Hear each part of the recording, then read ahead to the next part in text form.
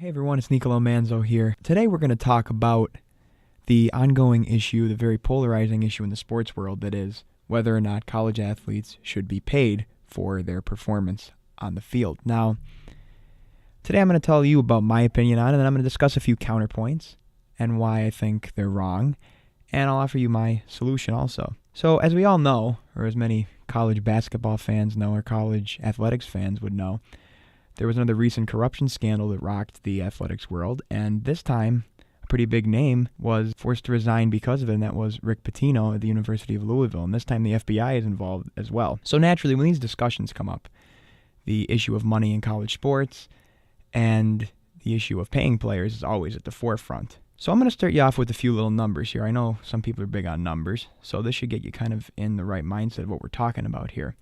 According to a Business Insider report and USA Today data, as of 2016, so just last year, there are 24 colleges who bring in at least $100 million in revenue from college athletics. Now, those numbers, even though they sound big, are actually on the rise because in 2014, only 13 colleges did that.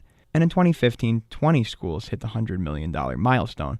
So as I said, trending upward, and it's probably a trend that will continue. Now, one number that stays constant through the whole process is the number of zero. And what I'm referring to there is the fact that college athletes are getting nothing out of this massive amount of revenue they're producing. They are the drivers of it, after all. That's the product people are paying for. So let's break down a few basics first. We live in a country where capitalism is our economic system.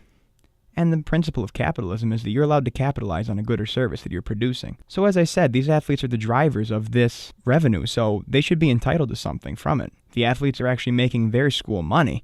So the argument that the school is providing them with so much could be turned right around the other way and saying the athletes are providing a lot of money for the school as well. Now, this kind of business isn't really practiced anywhere else. I would like you all to think about any other good or service that's traded where the person doing the good or service, or providing the good or providing the service, isn't compensated for it. Probably would be pretty hard-pressed to come up with another example. So it shows you just what kind of an anomaly it is that happens in college athletics. I'd also like for you to imagine being an athlete. Imagine walking into your local bookstore at your college or to a team store somewhere, even to a local sports shop, and you see the jersey with your number on it being sold by the dozen, and you're seeing none of that money.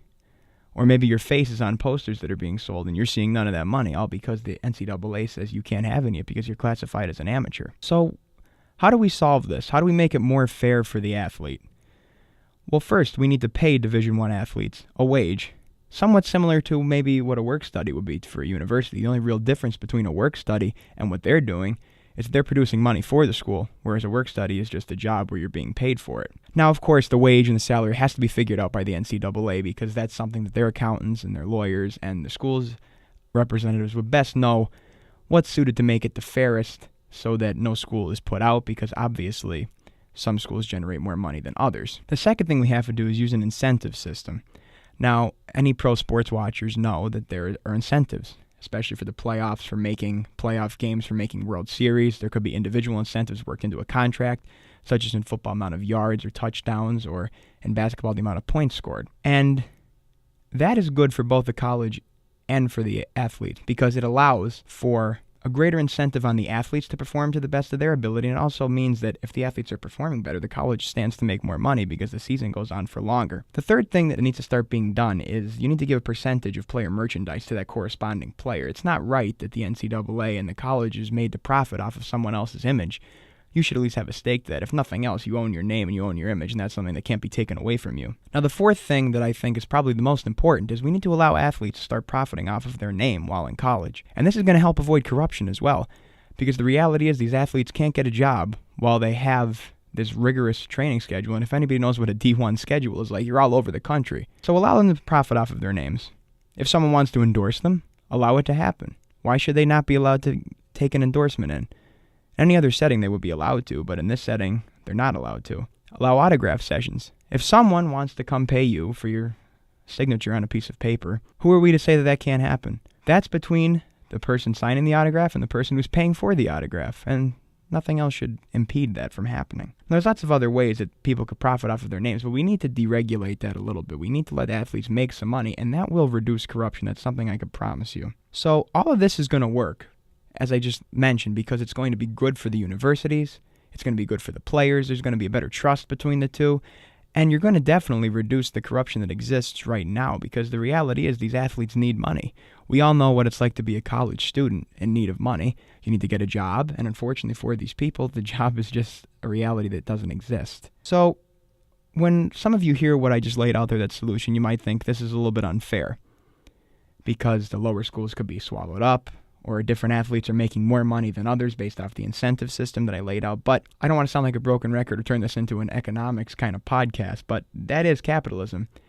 We don't live in a socialistic economy where everyone gets paid the same and everyone looks the same and does the same job. The reality is that you get paid off of incentive, you get paid off of the kind of work you put in. Therefore, better athletes, or athletes that are generating more money, will receive more money in turn. So what are a few criticisms of athletes being paid? But so far I've laid out why it seems like it's so great, and naturally there are some counterpoints to it. So the first big thing a lot of people say is that the scholarship that athletes receive, or the education they're getting in turn, is their form of compensation. That should be enough. They don't need any more money. Well, in my opinion, this argument really fails in three areas. First of all, if that's supposed to be their compensation, then the argument that they're amateurs kind of falls on its face, because then you're indirectly saying they're being paid to play, and therefore they're being compensated in one way or another, and that makes them a professional athlete. Now, the second thing is that for many of these athletes, the college is simply a vehicle to further their athletic prowess, to get them noticed by the professional leagues, or to make money through other channels. And unfortunately, and I should preface this by saying I'm a big proponent of education. I think everyone should educate themselves as much as they can. The classes act like a little bit of a sham for these athletes. I'll touch on it again, like I said before, about how the schedules are so rigorous. I mean, if you watch some of these college basketball, college football games, they're going from one side of the country to the other. How is that going to work out for their schedule? You talk about a dysfunctional schedule, a dysfunctional educational process. You have that right there. And we all know the classic examples of basket weaving and classes like that being worked into these athletes' schedules. The reality is that class isn't taken as seriously by these athletes. And the third problem with this is that scholarship isn't cash. So they don't have time for a job, they're not getting cash, and they're getting this theoretical money that in reality that's not even really why they're at the university. We need to stop fooling ourselves into thinking that these athletes are picking a university based off of their academic record rather than their athletic record. So another criticism might be players would only go to the schools where there's more opportunity for money, thus skewing the genuineness of the play on the field, making one team stacked and the other team doesn't have a chance against them. Well, the problem with that is that that's not going to change anything. The best athletes go to the best schools regardless. And putting money into the process isn't going to be the thing that's going to really sway them one way or the other. The big schools are going to be the big schools. The little schools are still going to be the little schools. There's going to be an ebb and flow like anything else, like it already is. Now, the last thing I'm going to touch on is the integrity of the game, because a lot of people say that you're making it into a job. You're taking away the love of the game that these players show. That's why I like college sports and not professional sports. That's what a lot of people will tell you. Well, in my opinion, what the NCAA is doing right now is showing an alarming lack of integrity. They're capitalizing and totally taking advantage of the players that are driving their industry. Like I said, think of any other industry where this would happen. You'd be hard-pressed to find one. It's totally unfair. They're the ones making all the money, and they're getting nothing out of it. And naturally, they're turning to donations and benefactors. They need money.